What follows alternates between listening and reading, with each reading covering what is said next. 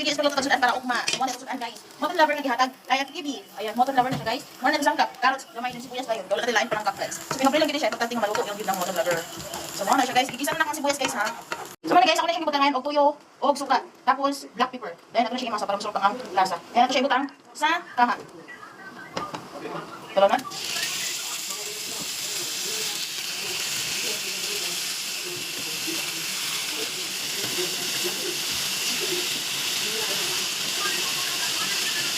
Then of course, ako siya kayo-kayo.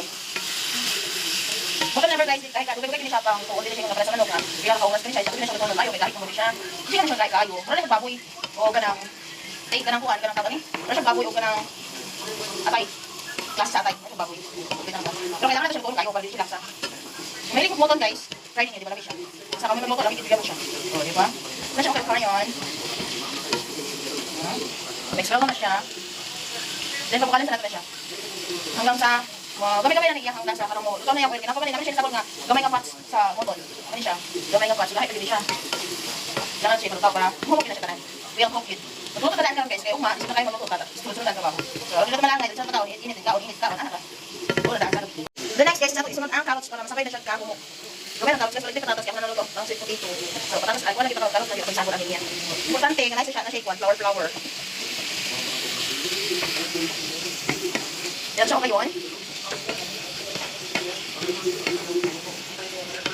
Unahan natin siya na may tubig. Then, toyo. Then, suka para dili siya langsa. Butangan na to siya kuan guys. Butangan na to sa green chili powder gamay. Para na po siya anghang-anghang ng konti. Dayon ang pampaupaw mabitsin. Pampaupaw na siya guys. O, diba?